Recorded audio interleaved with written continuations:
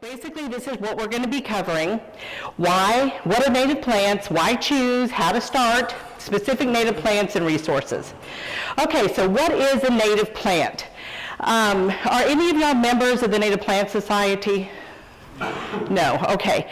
Yes? All right. So you know that in the Native Plant Society, generally there are a lot of purists that will tell you a native plant is one that started here 25,000 years ago, and that's the end of that story. If they didn't start here, they're not native. But we have some more scientific definitions of what a native plant is. Genetically unaltered by humans. That's important. 12,000 years ago, this is what we're saying is when they started here. Grows naturally in a particular region without direct or indirect human intervention. Evolves naturally in one particular region. So what is common with all those definitions is that we didn't start it. Humans didn't start it, we didn't make it happen. The local definition by purists, if it didn't start here, it's not native here. You choose the one that you're most comfortable with. I would stick with the scientific one. What's an adapted plant? A lot of our gardens have adapted plants. Plants that have worked well in our region, but they are not native to this region, and they are not invasive. They have gotten used to our climate, they mix well with our folks, they mix well with our birds and our insects, and we have determined that that's an adaptive plant that we can grow safely here in Texas. Pink skullcap is a wonderful example. Invasive plant. This is a very important definition. An invasive plant is a plant that is brought here by humans, and it invades our natural plants, our native plants. It invades and takes away resources from those plants. That's an invasive plant, and you want to avoid those. If you can look on Texas AgriLife, you can look at Lady Bird Johnson, you can look at Native Plant Society websites, just Google invasive plants. If you think you're going that way, take a look at the definition. There are a lot of classes on invasive plants, but I can't get into too much in depth here. Just get the list, be aware that you don't get one. All right, Native Plant Society of San Antonio has 30 chapters. I was a co-founder of the Guadalupe chapter, still a member of the Guadalupe County Native Plant Society. It's a great society to join with other people who believes and advocate for native plants. The NICE program, Natives Improve and Conserve Environments, it's a voluntary program, and with a lot of our nurseries, our local nurseries, they are trying to introduce the plants that are native, that are best for our ecosystem.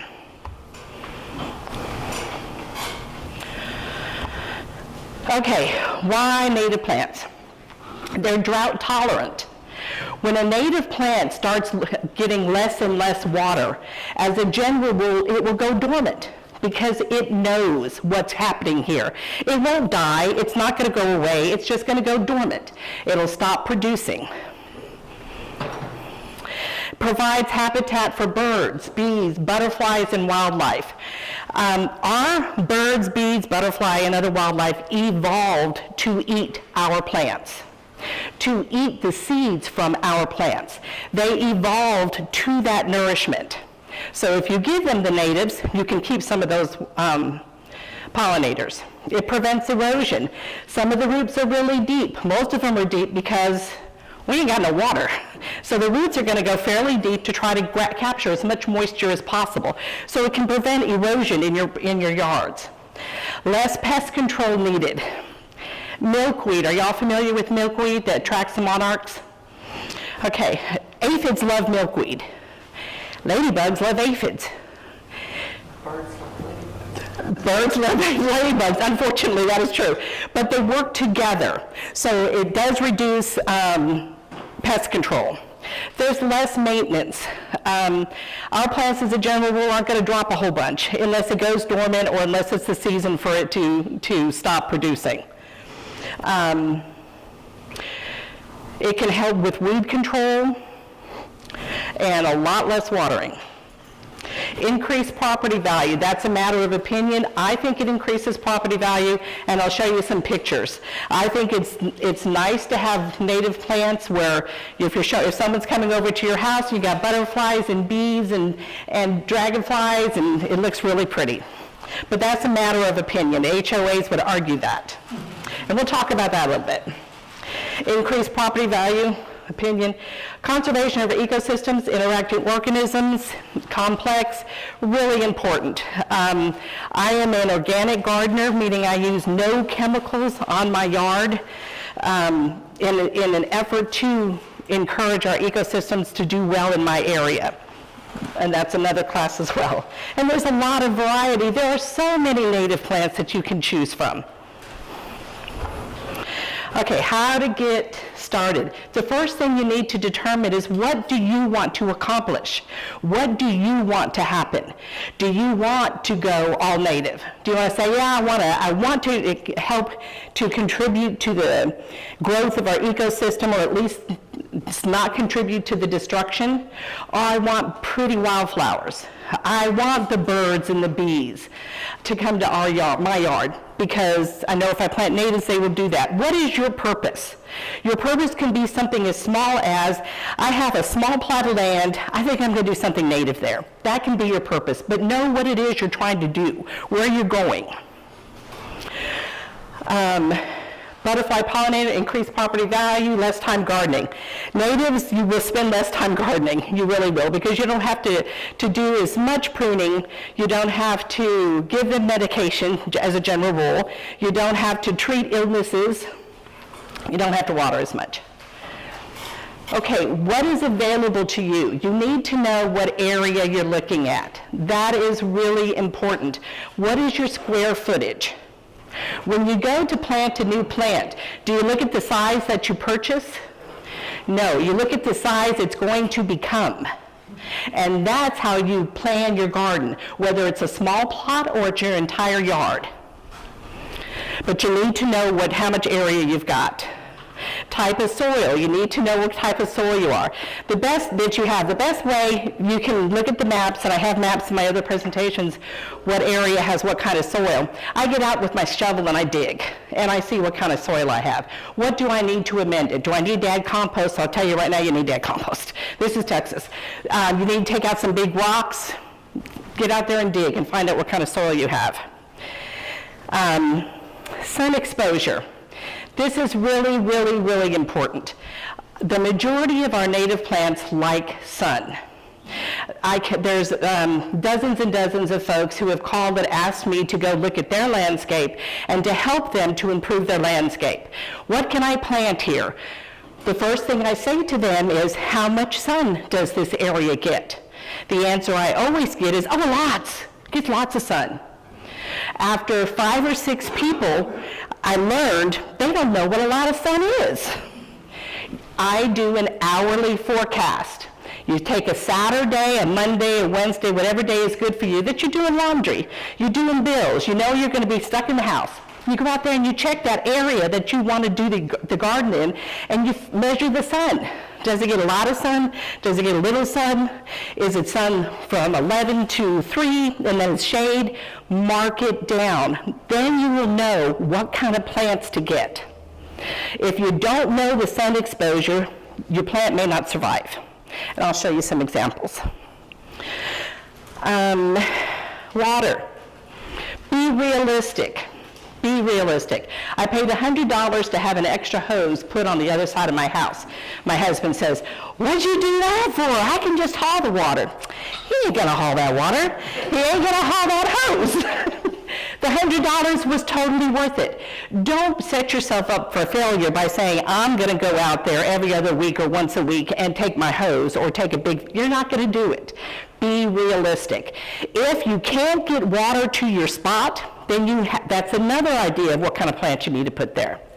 Plants that can survive just on what rain comes down.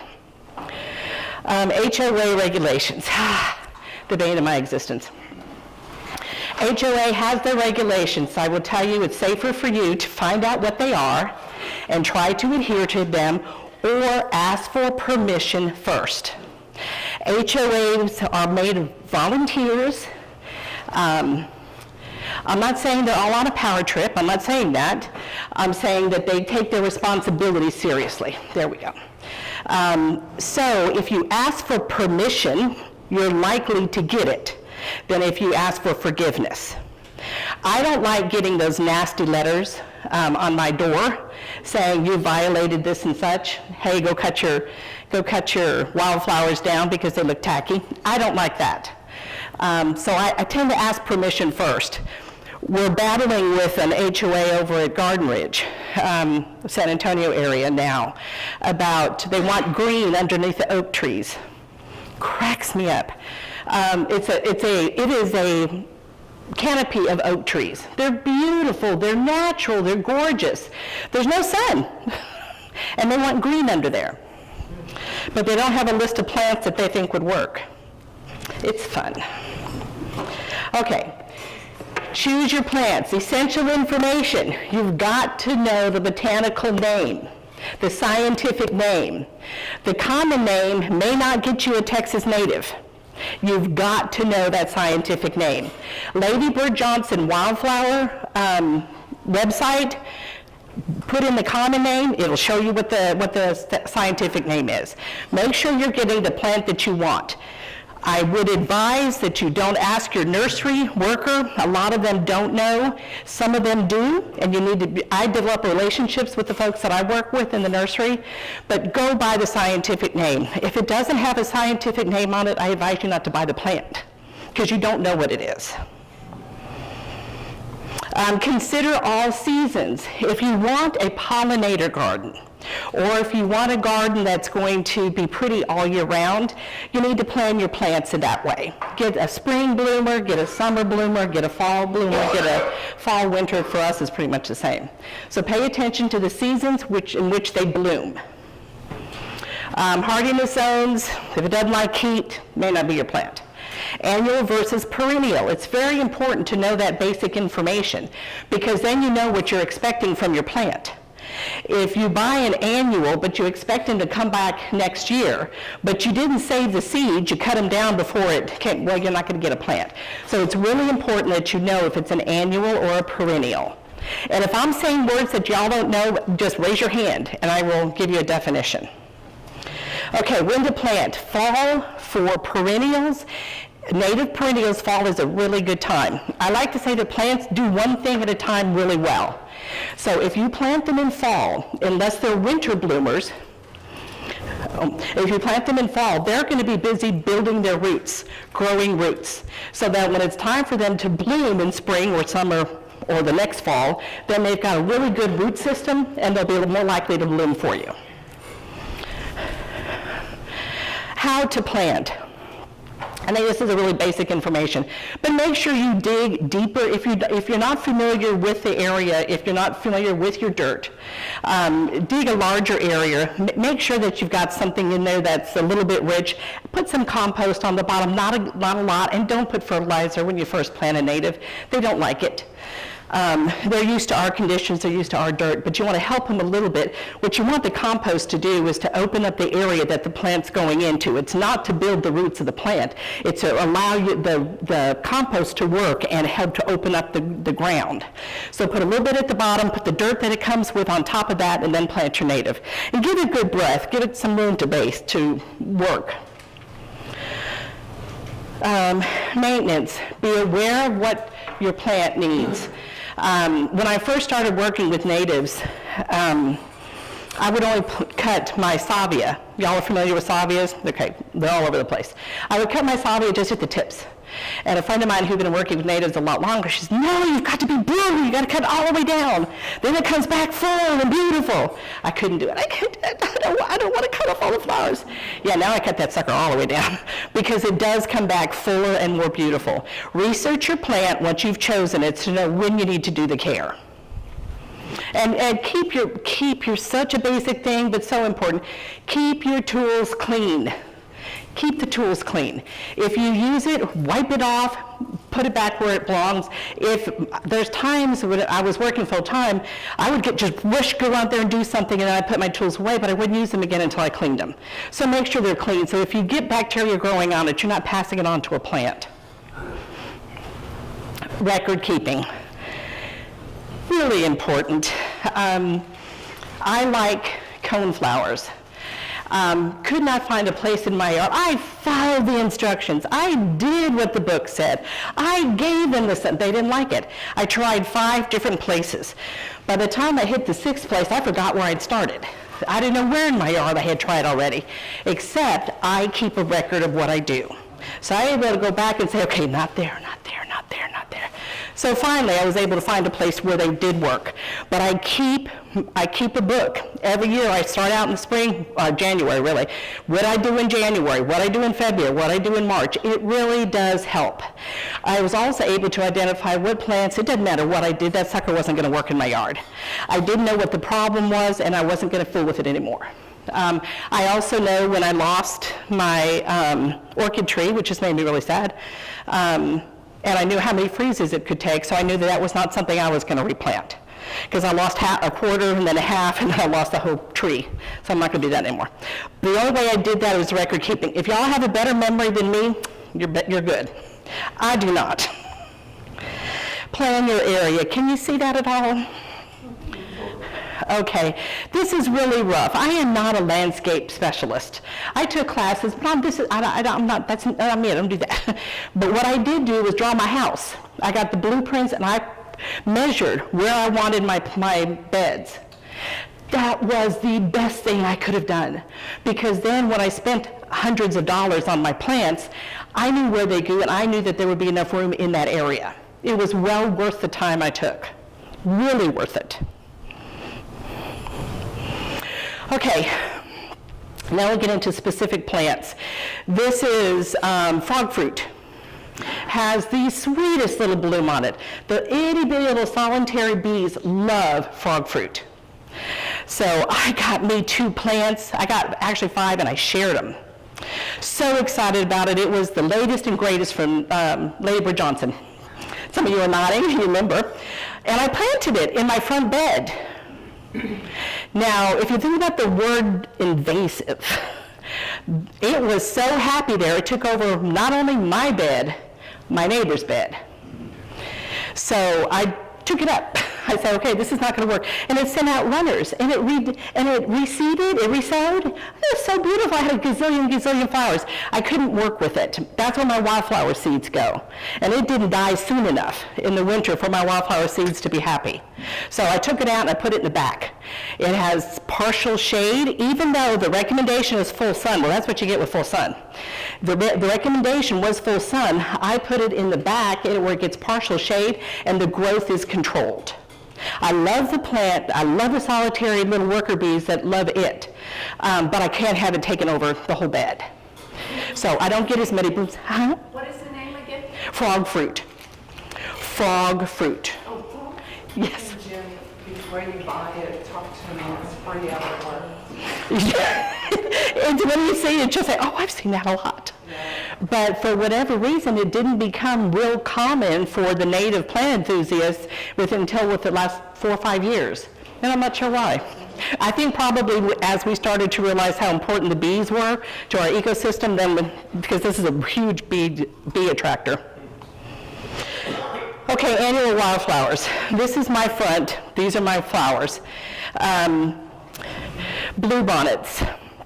It exceeds the area that's supposed to be, it goes over onto the sidewalk. HOA didn't like that. But it's bluebonnets. Yeah, but you planted them. So I had to make sure that they all got cut every single week as they flopped over. I kept them. I'm stubborn. I kept them.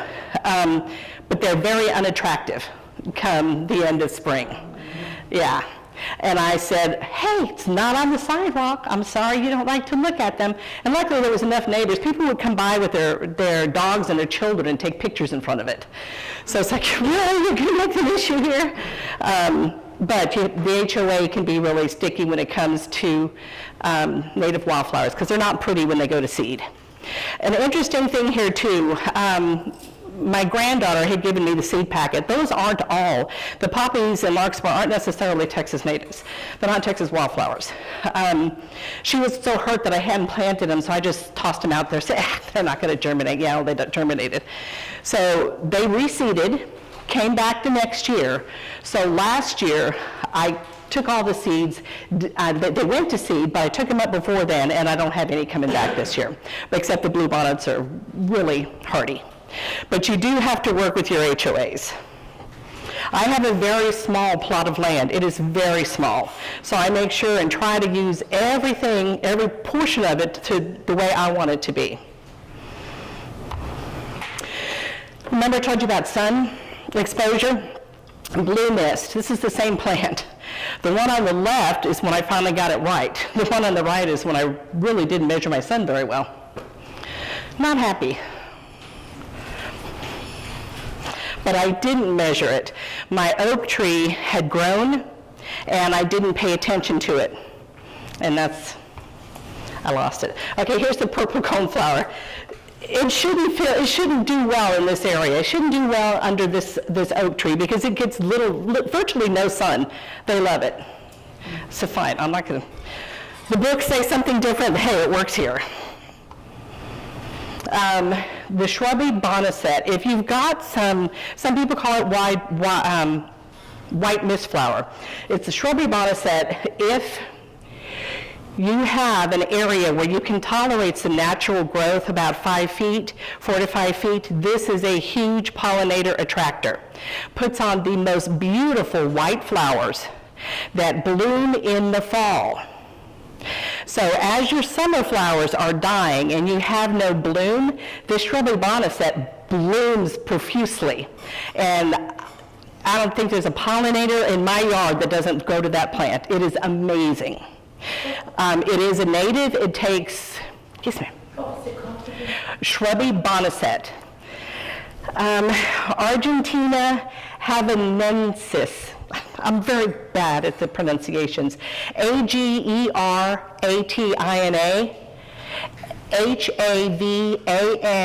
Havanensis.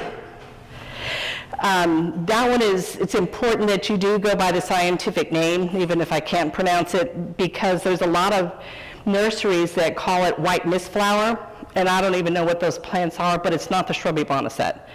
This one is native, and it's a huge pollinator attractor. But it grows wild. It can have a 4 to 5 foot spread. Now, once it grows, the first year that it grows, let it be. You're going to trim it back a little bit, prune it a little bit in the spring or in the winter after it's done its bloom.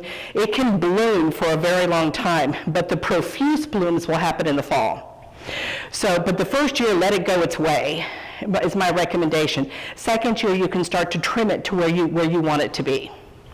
It got a 5 foot expanse, 5.5 foot expanse, the second or third year in my yard. And then this year I started pruning it back to where I could have some other things around it. But I have salvia behind it, and it looks really pretty with the white blooms. Very a pleasant fragrance. Okay, Dominata. I'm not good at the pronunciations, I apologize.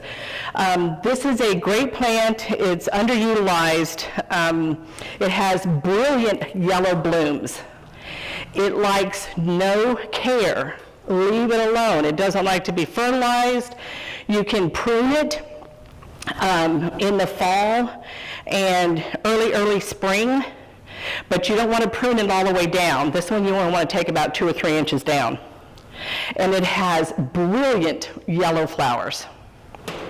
No matter where you plant it, full sun, weekly watering unless you get rain, don't water. What nursery would you purchase this at? At the end, I'll give you a list of the nurseries that I know carry natives. Okay. No preference. From my perspective, those nurseries do pay attention to natives. You still have to go by your scientific name. Sometimes they know them, sometimes they don't. Okay, golden columbine. Love this plant. Love this plant. It's a semi-evergreen. As long as you have it in partial shade, it'll do fine. It's not a huge pollinator attractor.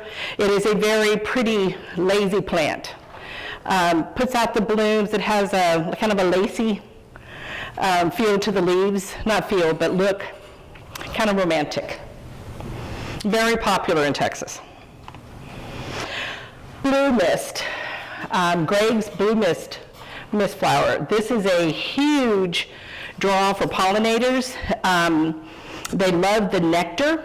I'm not aware of any pollinators that lay eggs on it, but it is a huge attractor for queens. Monarchs will visit it. It's not their favorite, but they will visit it. But the queens love it. It has, you get a 6-inch pot, and it grows underneath by rhizomes, and it'll spread. And you control what you want. You're nodding your head, you have them. You control it as you want. If you want to control the growth, you can't just cut it, you gotta pull it up. And if you want to keep it contained in one area, you need to dig underneath it so the rhizomes can't go under, so the roots can't go under. It's a great plant, loves full sun. Dwarf Barbados cherry, this is one of my favorites. It's a bush or a shrub. You control its growth. Again, it can get up to 6 feet tall, 5 to 6 feet tall, 5 to 6 feet across. Multiplies on its own, propagates on its own, roots again. Huge bee attractor, all bees. We had honeybee. I don't want honeybees in my yard particularly, but the pollinator bees, the birds love it. They get berries on it, and the wrens will, not the wrens won't eat it, but the mockingbirds will eat them. I have this in my front as you come to my door. I had 3 of them, and I had to get rid of the one on the right because my granddaughter wouldn't come through the door because there was too many bees. So they were just little pollinator bees. They're not going to bother you. But it's a beautiful plant. It is evergreen until a huge frost comes, and then it'll drop its leaves, but it'll come back.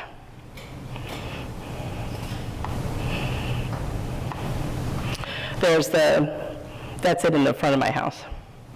And you don't have to. I like an English garden, but these can be controlled. You can prune them to where you want them.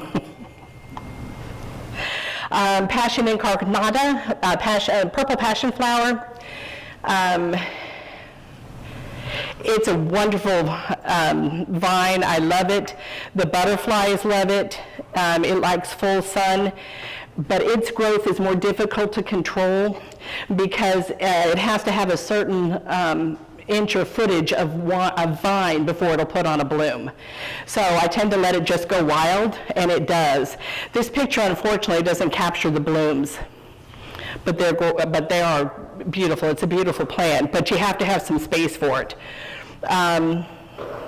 For the Gulf fritillary and banded hairstreak, the Gulf fritillary, those kind of rust-colored butterflies, you'll see them all over this vine all summer long, and you'll see their larvae. It's really very amazing. If you have grandchildren, kids, we're all grandchildren age, it's a wonderful plant to show them the stages of the butterfly. If you don't have enough milkweed for the monarchs, there's the flower. And there's the caterpillar.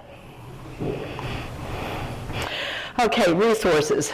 I went faster than I expected. Native Plant Society of Texas is really Master Gardener. I honestly, on our website, honest goodness, can't think of anything you would need that's not on there. It's just amazing. Native American Seed is good. All of these. I don't have handouts for you, but it's going to be recorded, so it'll be probably on the website. Okay, this is my list of nurseries. These are only nurseries that I have gone to, that I have engaged with multiple times, that do sell natives.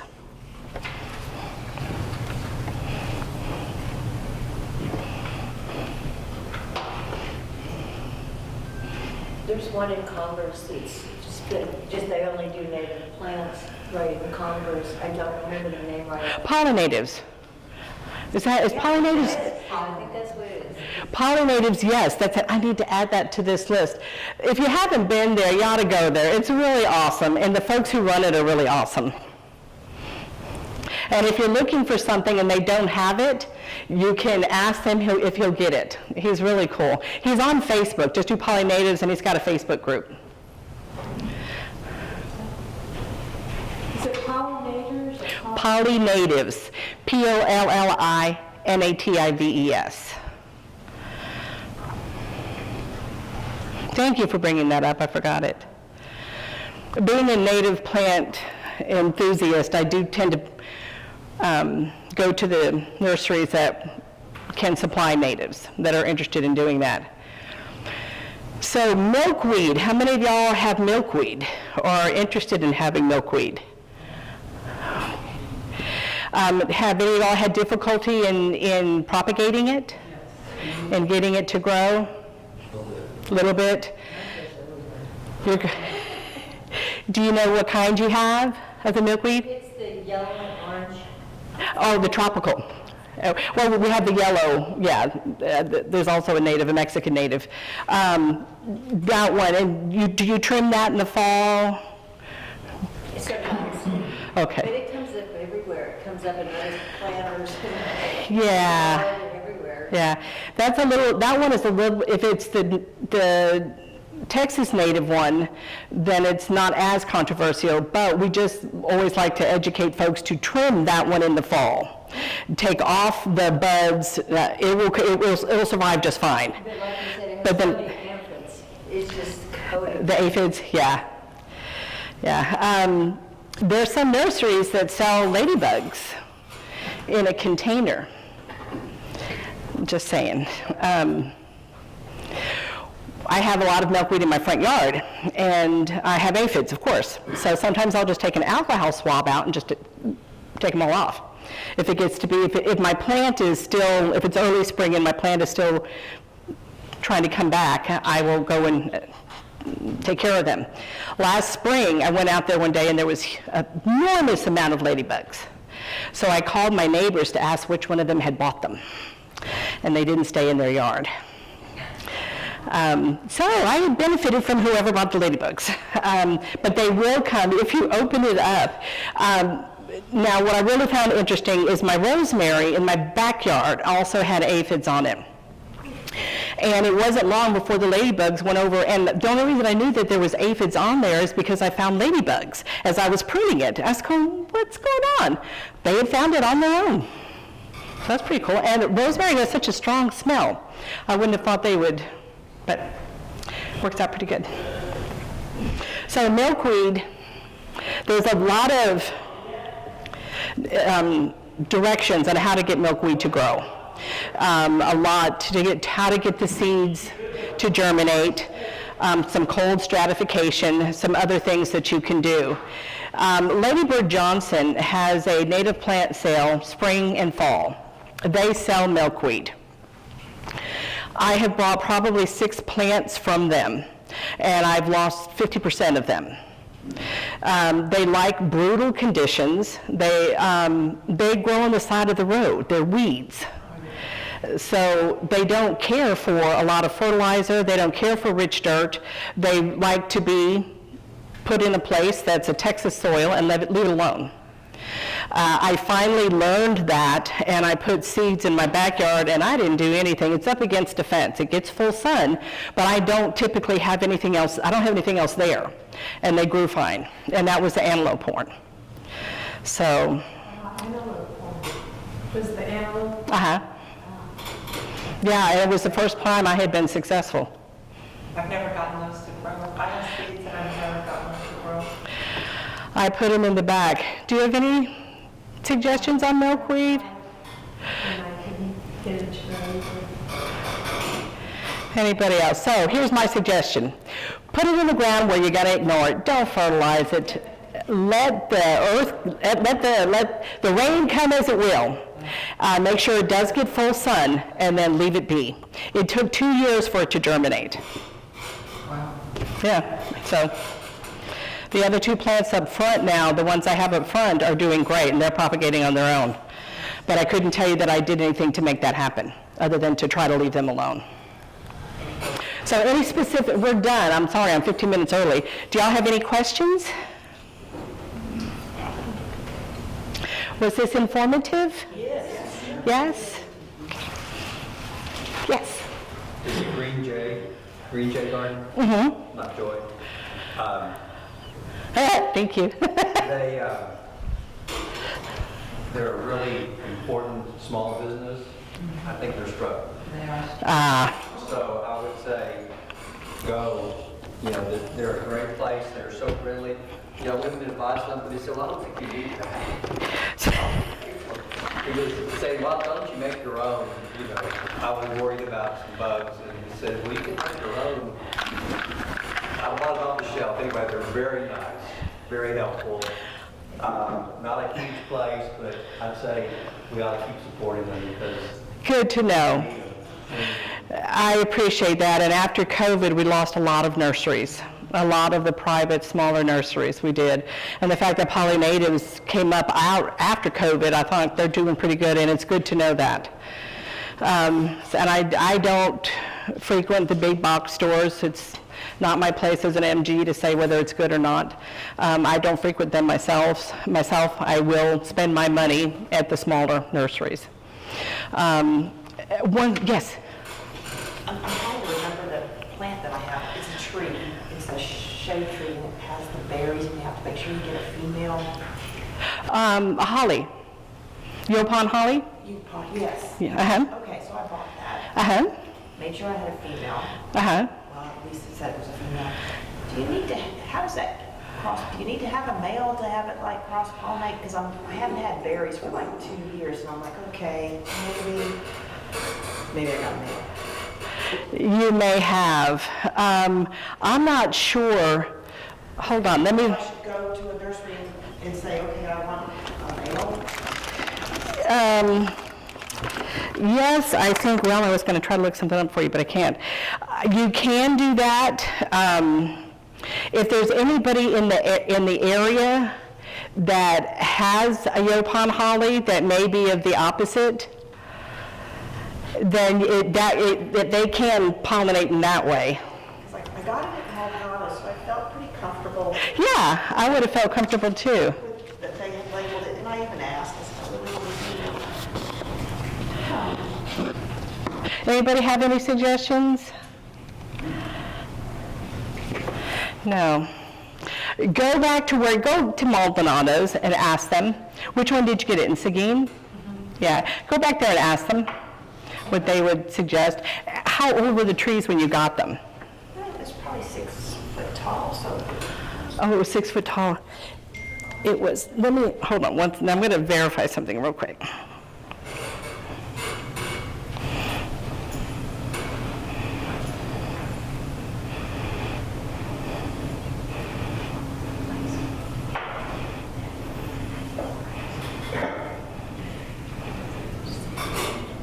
Have they ever put on berries? No. And it's probably been in the ground now 3 years. 3 years? Okay, there's no way around the male and female. I tell you what, to me, it's a bit of a guessing game. When I bought mine, I asked him, how do you tell? How can you tell if it's a male and a female? And they said some words and I didn't really understand them. I said, okay, I'll just try it. But I got lucky. They did pollinate. I would go back to Maldonado's. You buy one or No, I bought 2. you bought 2? I bought 2. I couldn't tell the difference. I could not tell them. I would go back and ask them. Okay. Do you have room for another one? Yeah. See if they won't help you out, since you specifically asked for a female and clearly didn't get one. You can try. Yeah, there's nothing that I know that you could do without it, except to ask your neighbor, see if somebody else has one. All right, thank you. I'm so sorry, because they're a beautiful, beautiful Well, yeah, tree or bush, yeah. First year or so, maybe it's just that its roots in, but it still hasn't. No. Yeah, that's partial. What kind of sun exposure? Partial. Not full sun, but not deep shade either. Okay, yeah, it should be perfect. Yeah. That should be perfect. I'd go back to Maldonado's and see what they say. I would like to know. I'd like to know how they do it. Anything else? I have a question. Yes, ma'am. When did you plant the elkhorn milkweed? I was wondering if that had something to do with it not growing. Did you have a small only or spring? Or? They have to go through some cold stratification for the milkweed. So you could plant it in the winter. After some stratification, maybe in January or February. You could plant it at any time, but you won't have the production that you want. If you plant them in the spring and it's able to germinate, the seeds, and they're able to germinate, then it can germinate, it can put on some roots, but you won't see any production for a couple of years. The next year or the year after. I'm glad you said that. With milkweed, if you don't see production of a bloom the first year, just leave it alone. If it's coming back and it's growing and putting on some green, leave it go. Wait a couple of years and see if it doesn't put on a bloom. If you were to toss the seeds at the side of the road, you'd probably have a grow, but just leave it. One of the mistakes I did my first year that I planted them is that it came up, it didn't bloom. I said, but you learn through just leave them alone. Give them a couple of years, 2 or 3 years, and if you don't need the space, just leave it be. I do just one more thing, one more slight plug on organic gardening. If you can build an ecosystem, if you can build a sustainable ecosystem in your area, your need for chemicals, harsh fertilizers, weed be gone, and all of that will decrease. In 2 different places, I've gone from a very chemical yard to an organic yard, and it took me 3 to 4 years to get it to where it was actually self-sustaining. I have a wide variety of Texas natives. I don't use any chemicals. I use an organic fertilizer every 5 years maybe, but I have an active compost pile. And I use that compost and I spread that every year.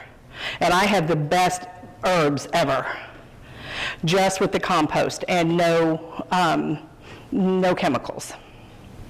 I have dragonflies, I have lizards, I have snakes. It's okay, they eat the rats. I got birds, I got butterflies, I got everything that you can have without having a water source. It does work, you just have to wait it out, and it doesn't happen overnight. I did go the beneficial nematodes, I went all that route. I got all the stuff that you pay $25 for and you spray and you have no idea what it is because it looks like clear water. I did all of that, and maybe that helped, maybe it didn't. I don't know. The second yard I did that in, I didn't use it. I didn't do anything but compost.